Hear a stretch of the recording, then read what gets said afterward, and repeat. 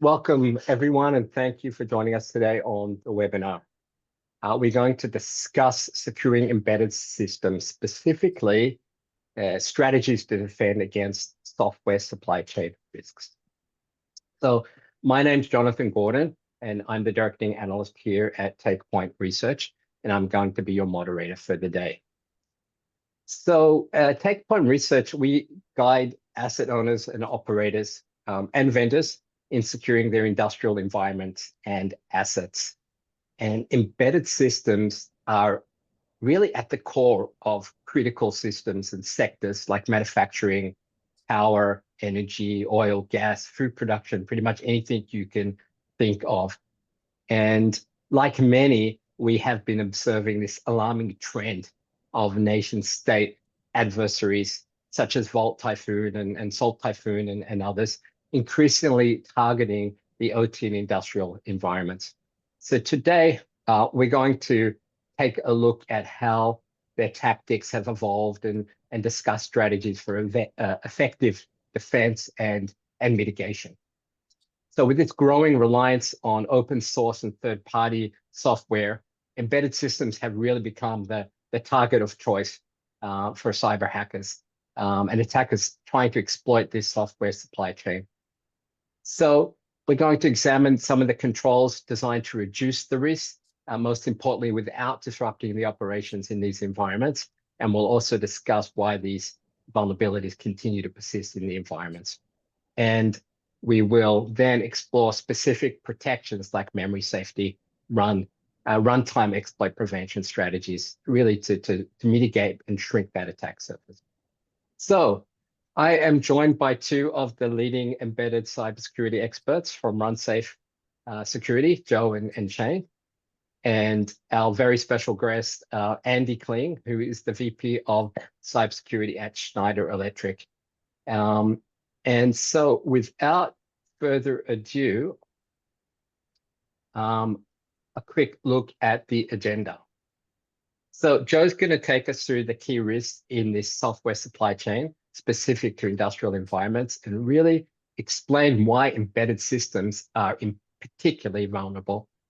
Next, Andy is going to share some practical strategies and best practices from Schneider to really proactively mitigate some of these software supply chain vulnerabilities.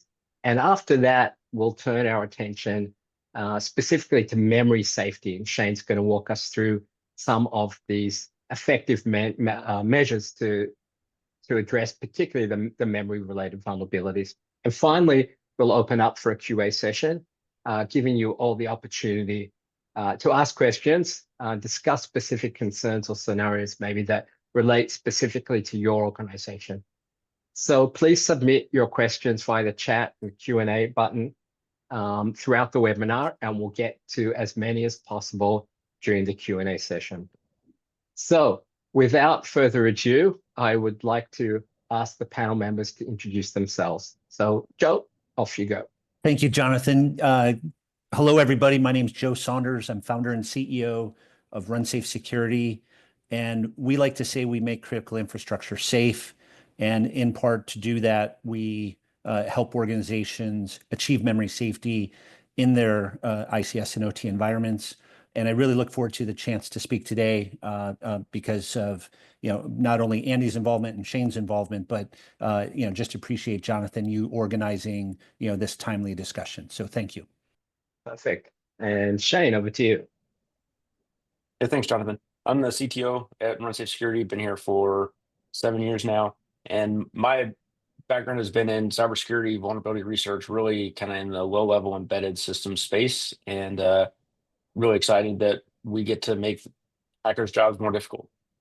And Andy, over to you. All right. So yeah, I'm Andy Kling. I am Vice President of Cybersecurity at Schneider Electric.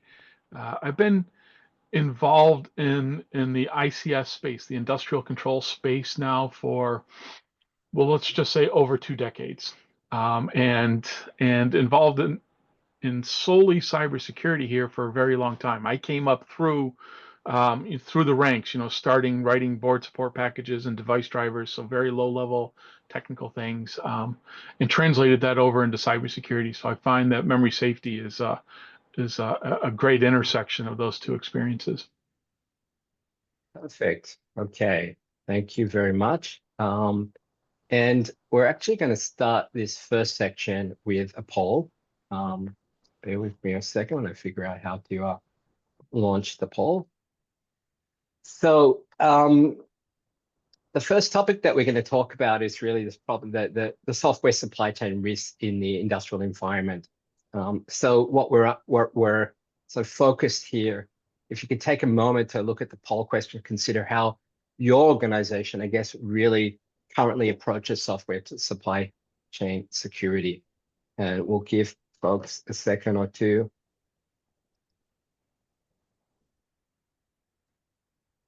And still a few more answering, clicking. 5, 4, 3, 2, 1. Okay, and here are the results. So you can see here that most people have selected legacy system vulnerabilities, number one, and then not far behind supply chain compromise. So, Joe, does this surprise you? Is the how critical software supply chain vulnerabilities within the industrial environment? Is this what you would expect?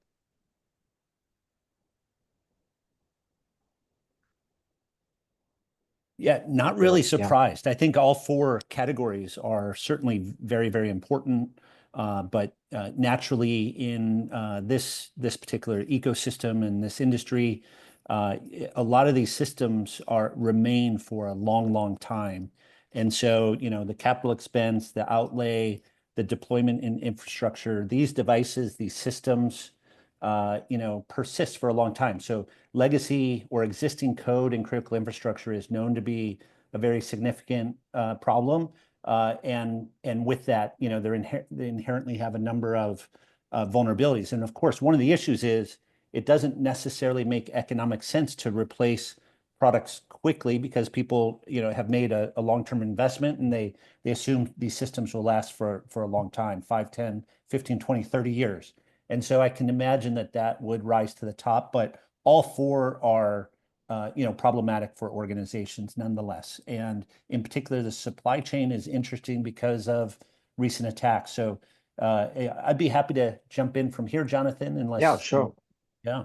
And so I hope that provides a good segue into, not only the legacy system problems, but the software supply chain risks in industrial control systems and operational technology. The statistics here come from SANS Institute, and it's the 2024 state of vulnerabilities for ICS and OT systems. And really, some of these statistics might surprise people in one sense. And so, the first statistic on the left-hand side, the 73% of organizations experienced intrusions that impact their OT systems in 2024. That's a significant percentage if you look at it from an asset owner or an infrastructure operator's perspective. And there's all sorts of reasons for that. One of those reasons is these systems are vulnerable. One of those reasons is that these are highly targeted systems. They're systems that are being targeted by nation states and others. Another reason is that there are well-known software supply chain risks that could lead to potential compromise. And that, in fact, leads to the second statistic, the 23.3%. And what that means is 23.3% of ICS OT leaders reported that supply chain compromise was the initial attack vector or access point even for industrial control systems in general, for those incidents reported. And so, in some ways, that's no surprise either, just as existing software is, or legacy software is being targeted. The supply chain is a key access point. And as we'll see and as we'll talk about, there's a lot of change going on in software supply chain across industrial automation and energy and other aspects of ICS ecosystem, if you will. And so with that, the ICS and OT systems are vulnerable, and it's complex. The software supply chain is complex, and certainly the statistics here are suggesting that people are experiencing problems, and there are vulnerabilities in the supply chain as well as those legacy systems. So, on the next slide, we have some of the reasons why that software supply chain is so complex. And so here are 3 reasons, and I'd like to highlight each one of these in a bit of detail. The first one is that there are third-party dependencies, including open source software. And what we've seen at RunSafe Security across a number of different organizations is there is an increase in adoption of open source software in these systems. And also there are third-party providers providing technology that organizations are using, that OEMs are using to ship out. And so there are software components coming from third parties. There's open source coming into these systems. And both of those are great things, by the way. We love the efficiency and the security of open source software. And we recognize that there are specialists solving interesting software questions that many organizations can leverage over and over. But at the same time, what it means is we need more visibility into the supply chain and understand where potential risk is being introduced into the equation. And that's why there are things like vulnerability management and software bill of materials generation and the like. The idea, though, that your system, your product that an asset owner licenses from a provider is also inheriting software from other third parties, and all of that stuff has to come together in a way in a security risk posture that helps avoid disruption in infrastructure and take down OT systems and the like. So third-party dependency is a big issue, and visibility into the software supply chain is important to understand the software that's coming in from those third parties and what, if any, security vulnerabilities or risks are exposed. And you can just imagine, you might have 6 or 8 developers on your system, but that could cascade into hundreds of developers that are contributing software to a product ultimately. With that said, we highlighted the issue up front with the poll, the legacy systems, and one of the challenges with that is not only is the code older, but it's also there are challenges in a distributed ecosystem.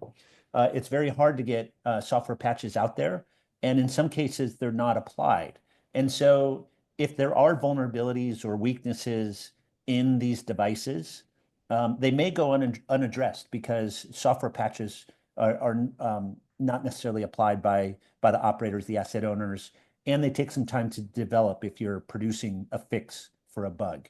And with that said, what we've seen from MITRE in terms of these issues, the legacy code, there are many weaknesses that are memory vulnerability related that are very difficult to even diagnose. So exposure to vulnerability based on memory safety risk in the software supply chain can be challenging. So that's why I think we're talking today to talk about some of those issues. But lastly, and significantly, there are nation state actors that are motivated to target these systems. And we have seen in the US testimony by the director of CISA and the director of the FBI before Congress in the United States that there are nation states targeting, folks like China and other nation states are targeting US critical infrastructure as one example.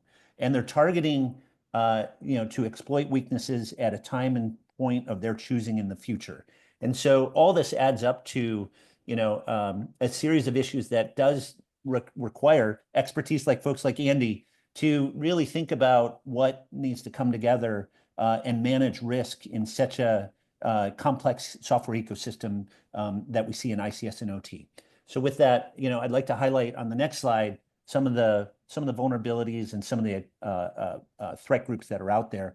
And I'm actually going to start with the threat groups on the right-hand side. We've got 3 listed here. There's certainly others, but the ones that have made the headlines, over the past several months, certainly Volt Typhoon and Salt Typhoon, and it's across, vertical industries, to include telecommunications as well. But with that said, Volt Typhoon, Salt Typhoon are known to be threat actors that originate or are affiliated with PRC in China. And Cyber Avengers is known to be affiliated with Iran. And so these threat groups, in part are targeting some of those vulnerabilities that I described earlier, the memory-based vulnerabilities. And so those vulnerabilities inside ICS, inside OT systems, are a goldmine for an attacker. They can achieve, remote code execution and introduce arbitrary code and do things that they want to do that were never intended by the original, development team that was programming those devices. So, very significant threat actors. And then on the attack side, what I'd want to just point out is really the vulnerabilities associated with Urgent 11. And I know my colleagues on this panel will remember that, again, I want to highlight the memory vulnerabilities related to this. 6 of the 11 vulnerabilities under Urgent 11 were memory-based vulnerabilities that give significant exposure to these systems. And so if a threat group can get on device and take control of that device because of these memory-based vulnerabilities that are rampant, then that just leads to significant risk to infrastructure, and we all want to avoid disruption and downtime. So I guess my point is there's motivated threat groups, there's known vulnerabilities, there's a known complex software supply chain, and we're seeing it in the statistics that we saw with the 70%, north of 70% of the folks have said they've experienced a problem, and 23% of them have said that the initial access point was coming from software supply chain. So with that, Jonathan, unless my panel members have other comments, I hope that's a good setup for the state of the problem, and we'll get into what can we do about it going forward. Yeah, Joe, I just wanted to point out a couple of things because, like you said with the poll, there's really no wrong answer there, but each one of those you can deep dive on. Each one of those poll answers you could deep dive on and probably have a whole webinar around. But when you look at the attacks that you have here, Urgent 11, SolarWinds, supply chain attacks, the backdoors in components, when you think about products as they move through the supply chain towards end users, we're picking up real-time operating systems. We're picking up Windows and Linux. We're picking up TCP stacks and device drivers. And when Urgent 11 came out, it was against, if I remember correctly, it was against some Ethernet stacks, so against some protocol stacks that, at the time, SBOM wasn't as big a topic. We were unaware just how many real-time operating systems that we had those stacks in them. And when we unwound all of that, it turned out there was a lot of products that ended up being affected. So very important to think of these things like that. And like you said, 6 out of the 11 were memory safety related. Yeah, very good points. So thanks, Joe. And I think that is a good segue. What I will do is launch another poll. Bear with me. Here we go. I'm quite adept today at launching the polls. So the next section that we're going to look at is around strategies for staying ahead, and that's what Andy's going to walk us through. So as you are responding to our poll, I think it's great if you could reflect on your own organization's current defenses, how they align with industry best practices. So whether you're already implementing SBOMs or employing real-time exploit detection, etc., or still taking initial steps. As Andy said, there are no wrong answers here. So just give people another second or two.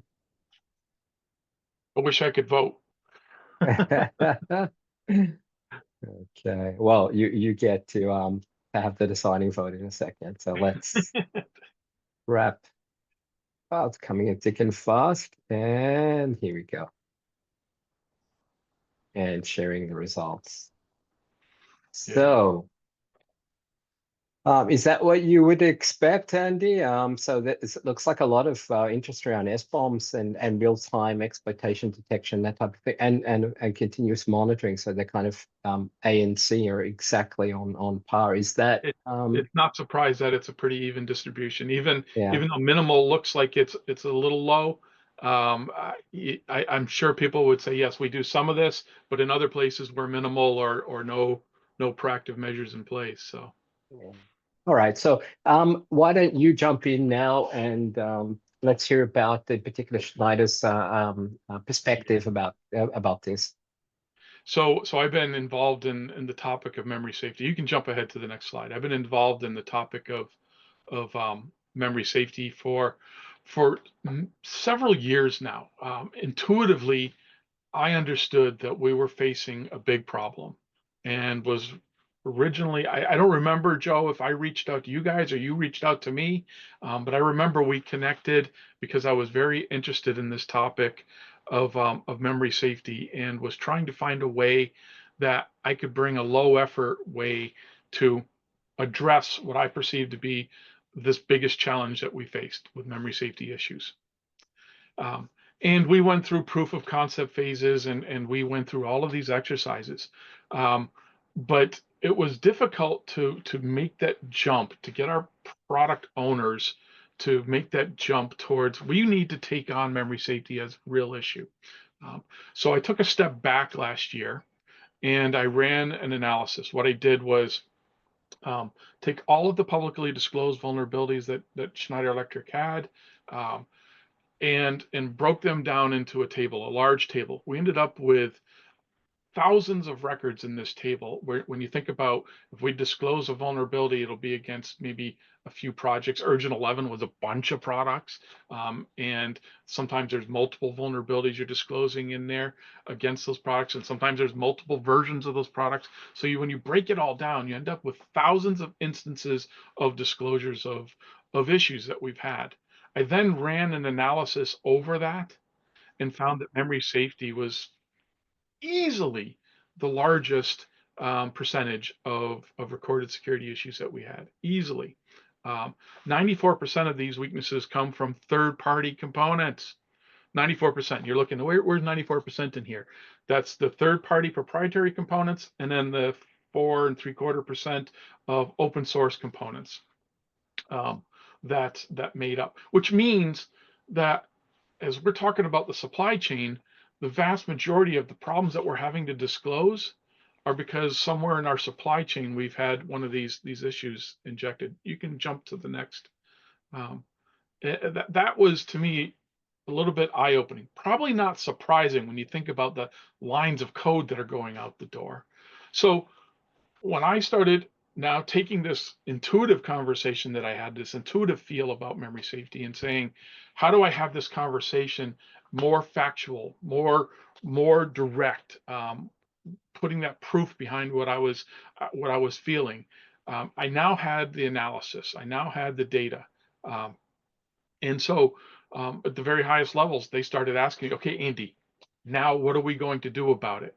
So we have a three-prong approach, minimally, that we're taking to look at this. We're looking at how are we assuring that our software supply chain is secure? Yes, we have practices in place, but clearly, based on the data, these issues still get all the way through all of those practices and are finding their way out. So we have to look for opportunities for improvement in there. Shift left root cause analysis, fancy phrase. Basically, what it means is it got through our pen test, it got through our secure development lifecycle, it got through all of the world-class tools that we had for static and dynamic code analysis. It got through all of these practices and still got to the point where it escaped and was discovered subsequently, and we had to disclose it. So we have to shift left and find out where can we improve in our own processes. But I also have to look forward and say, as good as we get, it's not a linear thing. We need one more practice. We need one more tool, but it's asymptotic, meaning it's a curve, and more effort is going to go in to find fewer and fewer of these things. So we have to think about how do we head off these issues right from the beginning? How do we avoid them? If we can jump to the next slide. So I started thinking about this in terms of what time windows would I apply these solutions? Um, is it at design time? Is it, something that we can do at the chip selection phase? Is it implementation time? I mentioned tools a moment ago, capabilities within our own organization, improving our pen test teams' capabilities. Compile time. Are there compiler switches or other tricks that we can be doing? Maybe not tricks, but practices we can be doing at compile time to address this. At load time, as the application is being loaded into memory, and this is where RunSafe lives, where we can say we know how memory is being laid out. Can we start to build protections into how memory is being laid out in here, so that we can confuse the attacker, so we can stop those attacks from being effective? Can I do something at runtime, so the product is out there running and we've detected some sort of memory violation? Can we start to report this and push it up to a SOC? At support time, can we capture that information from the field and provide support because there's been some sort of memory safety issue that's been encountered? So at runtime, we can start to react, and then at support time, we can do something because we have deeper analysis capabilities. So all of these time windows offer me a window to where I can start to build out sort of a matrix of how we take on this. We can go to the next slide. Take on this challenge. There we go. And what I've listed here are just a few. There's probably 3 more pages of potential. So if we think about each one of those time windows, Cherry is this approach to manage memory, to manage process space better. It's a hardware-based approach that is emerging. I watched a great presentation at a conference earlier this year from RunSafe on how they've adopted memory safe coding and the lessons they've learned out of that. If you look at the code base, the number of lines of code that Schneider Electric has, I don't know the exact number, but it's got to be half a billion lines of code. I had the need at one point in my career to count the number of lines of code for one system that we sell. I'm sorry, what? Oh, no, sorry. Yeah, one system that we sell, and it was 20 million lines of code, 100 million lines of code just in Windows itself. So no, we're not going to rewrite a half a billion lines of code, but we might look at some of the most critical parts of the code and take on those critical parts and make those memory safe, those 30,000 lines of code that are the most critical, that are executing 99.9% of the time. Memory tagging, I love the concept of memory tagging. It's a hardware-based approach with some software firmware that extends it, but the idea is when you allocate a piece of memory, can we grab a tag, a token, and you can't access that memory unless you have the token. You can't do a read, you can't do a write unless you have this token. So if there's a malicious process on the machine and they don't have that token, they're not going to be able to read or write to that memory. All of these are great ideas, and this is where I've done some of the most deep investigation right now, proof of concepts, and that is looking at load time function randomization. That's where RunSafe lives. There are some other players in this field, but there are some really good ideas here, because sometimes you're dealing with these memory safe issues and you can't identify them with today's capabilities, with today's tools. And so by taking this proactive approach to addressing memory safety, we're getting ahead of potential attackers. And I would say, just as a quick aside here, not all memory safety issues are cybersecurity issues. Some memory safety issues are purely code quality issues, and you can get in front of those as well. And that's very helpful. And I've mentioned some other things. AI, we all know AI is going to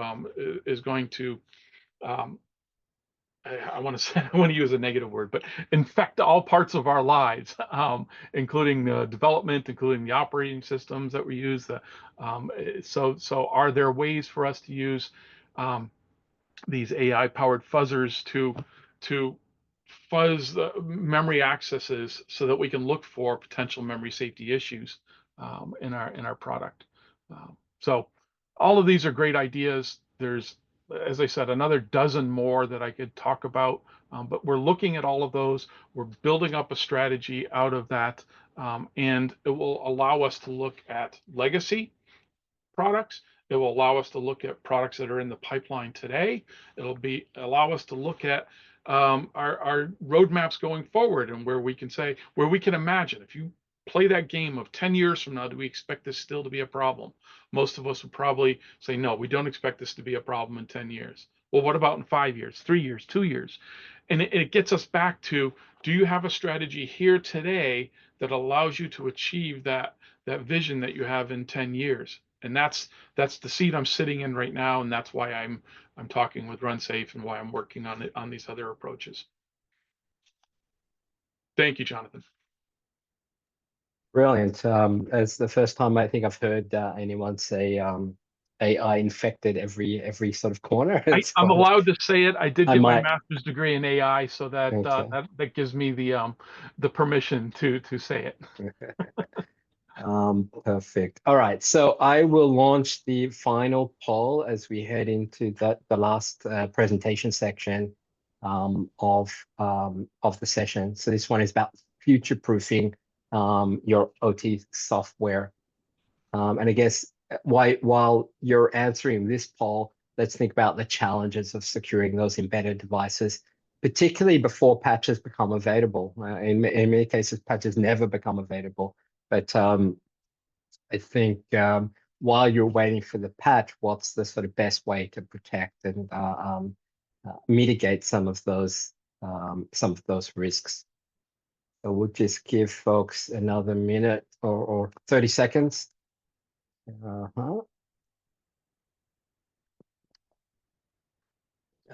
there was some great insights. Thanks, Andy. And we will end. Okay, so I get a sneak preview and then share the results. So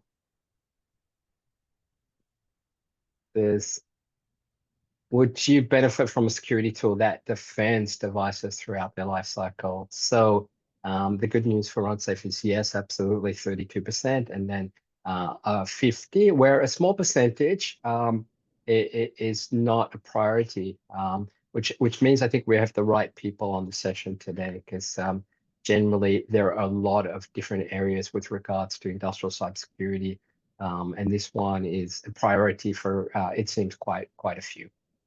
So let us move in, and Shane, would you like to settle into talking about future-proofing the software? Absolutely. And I think, excuse me, Joe and Andy did a really great job kind of setting the scene. 500 million lines of code, Andy, that's a ton. So, let's kind of talk about what do we do in that case, right? You're one vendor. We're really thankful that we get to work with you, Andy, but, the Rockwells, the Siemens, the Emersons, like everybody's going to have this problem at some scale. And as we think about supply chain security factoring into memory safety, there's a lot of challenges. I mean, if you think about just rewriting your own code, Andy mentioned our talk at S4. One of our engineers, Mitch, did a great presentation there. It took us about 6 months to move 12,000 lines of code over to Rust. So, I'm not going to do the mental math to extrapolate that time period out to 500 million, but that's a long time, right? And so, great. Let's say you do that. We did it because the pieces of our code that are running on customer devices needed to be as secure as possible. My biggest nightmare is waking up to an email or a post on, Hacker News about RunSafe being compromised and leading to a customer being compromised. Like, that'd be a terrible day for me. So we went through and rewrote, the runtime piece of our capability in Rust. But at the same time, there's a ton of code that we have to depend on in that operating system, in Linux and VxWorks and the other environments that we support that aren't written in memory safe languages. It wasn't until a recent release of the Linux kernel that you could even officially run Rust in the Linux kernel, much less all of the code in the Linux kernel that's still in memory unsafe C.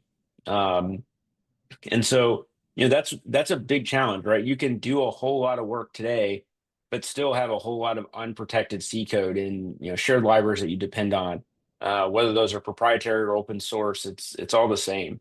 And so, that's one of the big challenges is, you might be able to do some amount of work, but there's going to be a lot of code on your system that you can't just rewrite in C.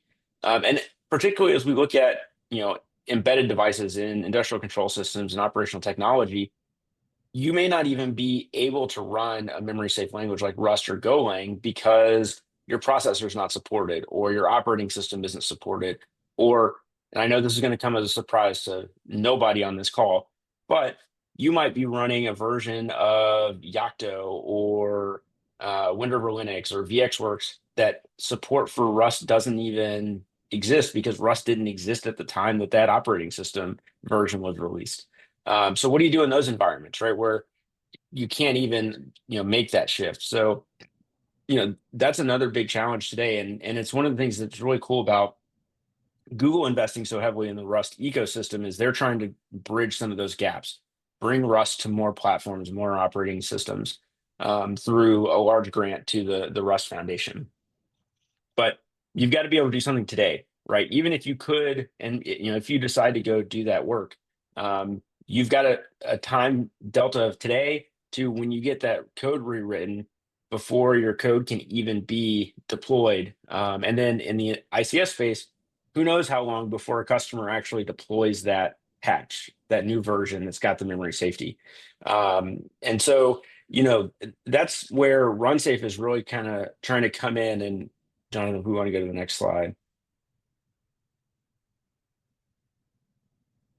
That's where RunSafe is trying to provide a solution today that can help mitigate these memory safety vulnerabilities, either instead of doing a code rewrite, or while you're doing a code rewrite, give you protections today and long into the future. And so what we've developed is a technology that we call load time function randomization in our protect source offering. And what that does is that every time your program is run, every time your libraries are loaded, we're moving that code around in the allocated space in memory. So what this does is instead of playing whack-a-mole with security vulnerabilities, where Andy said, "Hey, we're doing the best world-class SAST and DAST scanning." Well, world-class SAST scanners miss 97.5% of all vulnerabilities. That's terrifying. And that was based on a study from North Carolina State University. And so, we're going to miss vulnerabilities, or there's going to be vulnerabilities that get found the day after you ship software.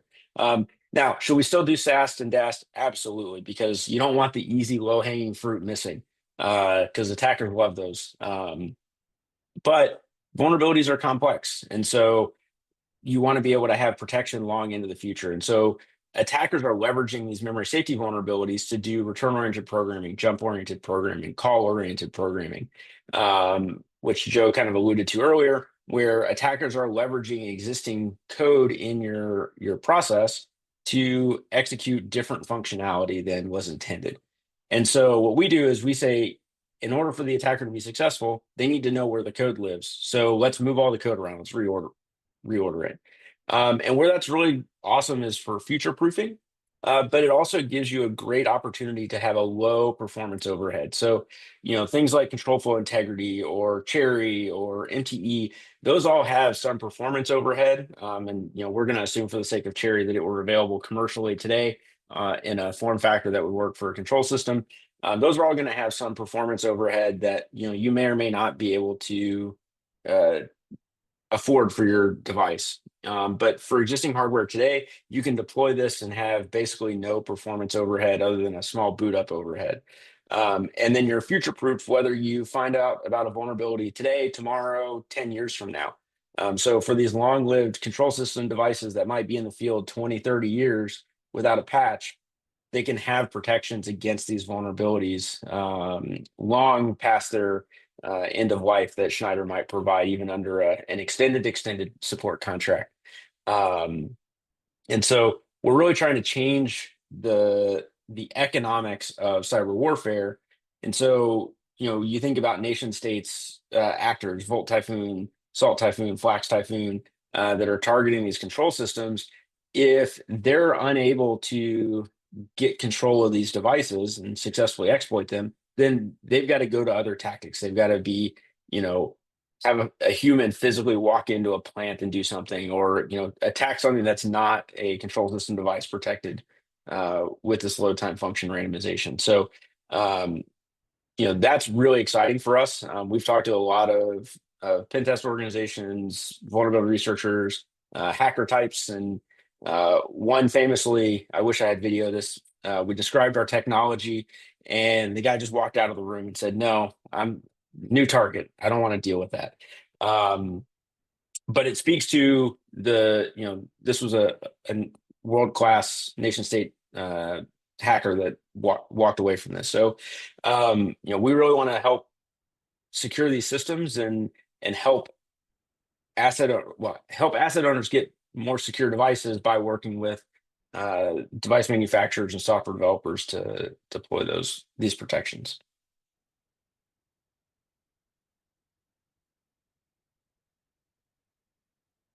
Back to you, Jonathan. Awesome. I'll take myself off mute and then people about hear me. So thank you very much. I think that was a great sort of wrap up and giving some people some really some depth into what you guys are doing and how you're actually solving these issues. So that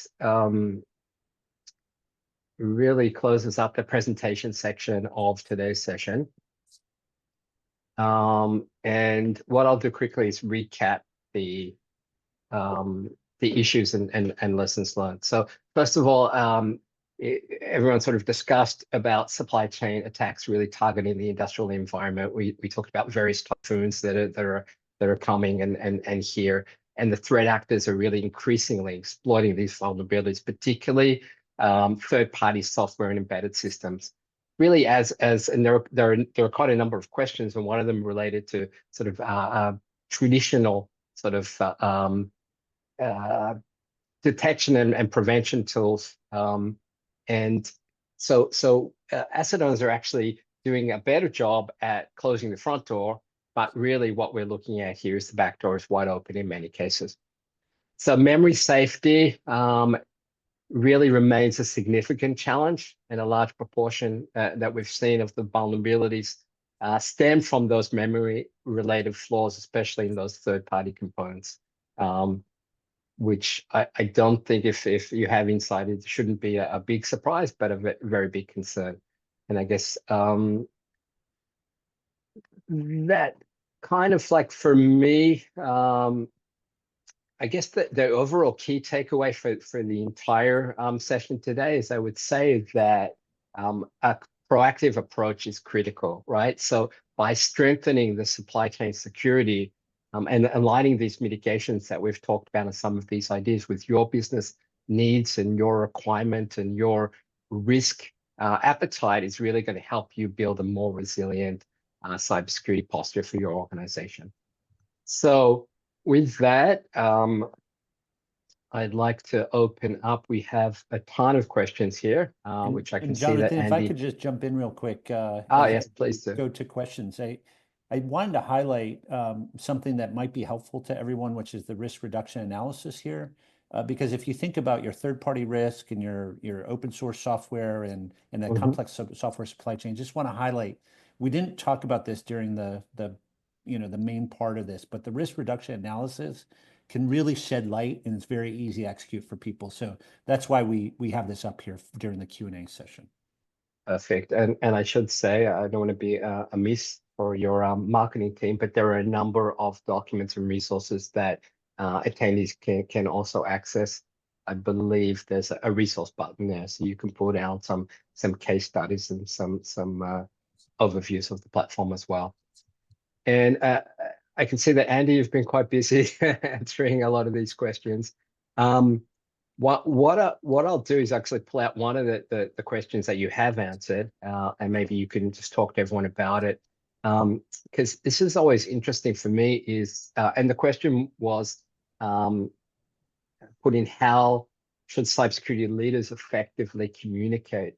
So communicate the business value of investing in supply chain security, which I think for me is always interesting, because in the end, it's a business case. Everybody's after budget, everybody's after mindset. So how did you do that, and maybe how would you advise other people? And again, not everybody is the same size as Schneider, so there might be other constraints as well.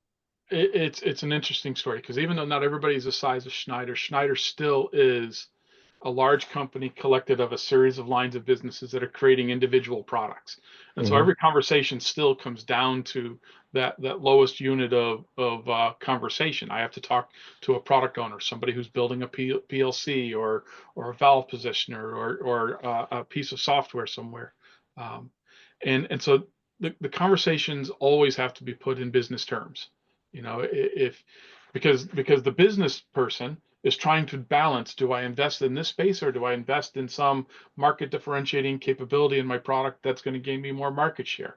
And they're always trying to run that equation in their head and decide, is this the right place to push forward? I mean, frankly, it's why we end up with regulations. It's why we end up with standards, because individuals sometimes can't always make the best informed decisions. And so governments and standards bodies are there to help push things along from a security standpoint. So to have this conversation, you got to put it in terms of, okay, what's intended use? Where's this product going to be used? Can you help take it back to the risk equation? Do you understand the likelihood of this happening, and what are the consequences if it does happen? Because we can tell you from data that memory safety issues are going to happen. Thousands of memory safety issues are going to happen, despite having world-class programs in place to trap them. So if that's the case, then you have to have, as product owner, you have to understand, that the likelihood is high, the potential is high. So let's talk about consequences. And now you have an informed conversation where you can decide how to approach it. And that's why I'm looking at a wide range of how we approach these things, because the business conversation will drive, I have less time, resources to invest in this, or I have a lot of time and resources because the consequences are going to be very high for me. It's why I'm building out that matrix. I don't know if that helps. Yeah, do you guys have anything to add there, Joe or Shane? We have a bunch of questions, so if you guys see a question that you think needs answering, feel free to jump in. Otherwise, I'm just gonna to go through the ones that look interesting for me. In helping Joe and Shane, I will say that I have worked with RunSafe on this question for a very long time, proving the value of addressing memory safety issues. And it's something that we've gone down paths, and we've learned lessons, and we've come back and we've tried other approaches, and together we're trying to build up this story, this business case. Yeah, and I guess I will add there, part of our angle is to help people quantify the risk and help translate that into business value. And so if we can, demonstrate also maybe priority areas, much like Andy described in his particular review last year, that he found, risk in third parties, that I'm sure is invaluable for Andy. And if organizations want to, identify and prioritize areas to focus on, I think results like a risk reduction analysis could help facilitate that.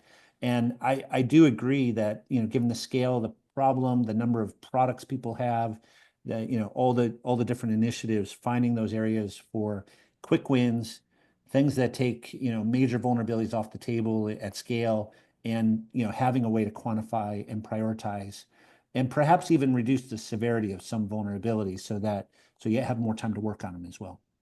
Yeah, I think quick wins, as always, are very important to show value, move incrementally. Shane, you picked the question that I was going to ask right away. So the next question is, how do you see CRA and other emerging regulations, acts, laws, compliance, I guess, impacting the security of the supply chain? Yeah, So I think that's pretty a big question. It is, and there's a lot to unpack. So, I think generally it's going to move the needle in the right direction. Before the CRA was final and being enforced, there was a lot of talk about, well, how can we not do this? This isn't possible. The CRAs come in and, we've heard from industry, okay, we've now hired teams, we're marching in that direction because we have to be compliant because we want to sell in the EU. So there are aspects of the CRA like SBOM generation and patch timelines and things like that that are going to help devices stay up to date.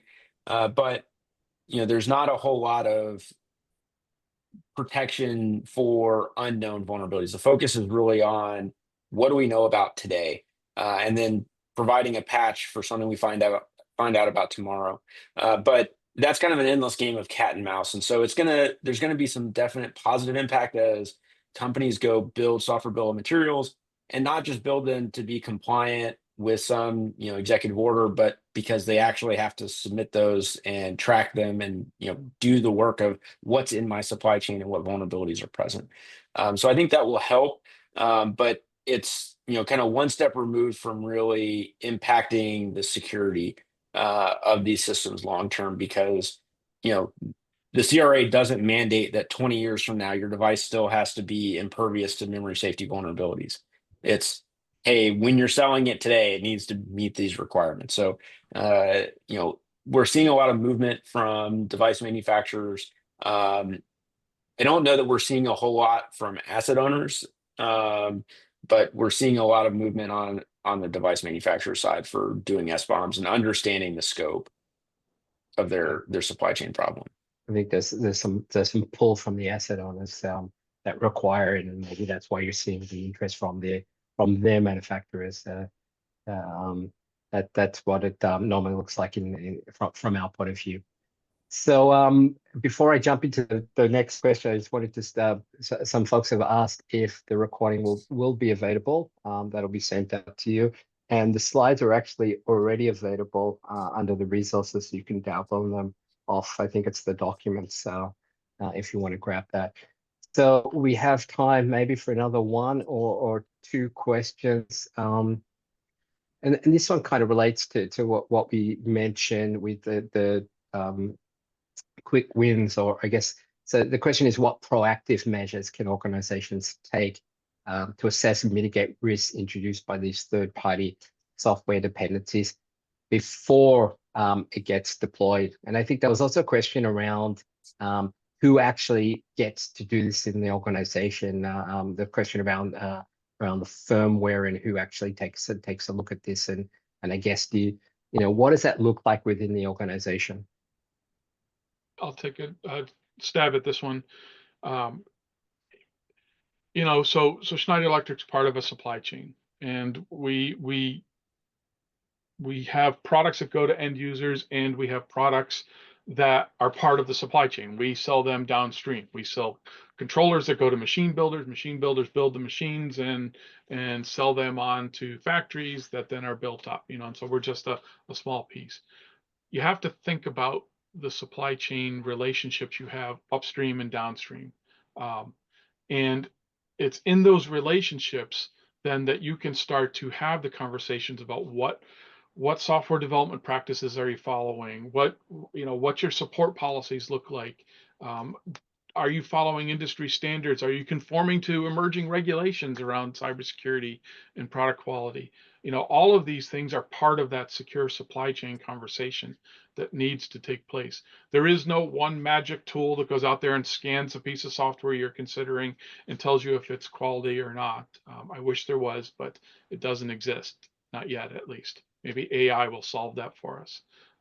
So it comes down to really taking time to have these conversations, to understand, to build up that trust relationship in your supply chain. Yeah, okay, makes a lot of sense. So do either of you guys want to jump in quickly on that one? Yeah, I was going to say, Andy also highlighted, fuzzing and automated testing and things like that. And also, I think if you really think about software bill of materials as a compliance thing, that's one thing. But if you really want to leverage the software bill of materials, think of what Andy said about Urgent 11. We didn't know the components were in there when we first saw it, and then we peel back the onion and we see all this. So I do think if you have decent software composition analysis or software bill of materials that highlights components, there are better ways to do that than others. If you derive SBOMs from binaries, sometimes you have to rely on heuristics to get there. If you generate software bill of materials at build time, or if your suppliers can generate it at build time, you have really strong visibility into every component that goes in there. So that data accuracy will be there. But then also, if you have that foundation, you can start to really add to the security posture by understanding the vulnerabilities, the components, and what potentially the methods are to address them. So I think there are a variety of tools that you can use related to third-party risk and software supply chain. Yeah, I think that's probably a great point to finish on. I think there are still quite a few questions that we'll get to offline and answer them and follow up. I think in the end, it's all about making sure that you understand what risks are out there and making sure that you can address them, right? You don't have to mitigate every risk. You can accept them, you can transfer them, but you can't ignore them. And I think in particular, when we're talking about embedded vulnerabilities, it's critical to really understand. And then again, if you're in the asset owner, you should be looking for your vendors to help you out here and really understand this. So I want to thank you all for joining us, and it's great to see so many people stuck around for the very last question. And if you do have any further questions, feel free to reach out to RunSafe or to Andy or to us as well, and we'll be very happy to follow up with you guys. So really now I guess it's time to take action and implement some of these proactive measures, and it's all about strengthening your resilience really to in these environments. So a big thank you to Joe and Shane from RunSafe, and in particular our special guest Andy from Schneider. It's been a fantastic session. Really enjoyed it myself. I hope everyone did. And we look forward to seeing everybody on the next session, which is April 16th, where we're going to talk about the state of industrial cybersecurity in 2025. So thank you very much, and we'll catch you next time.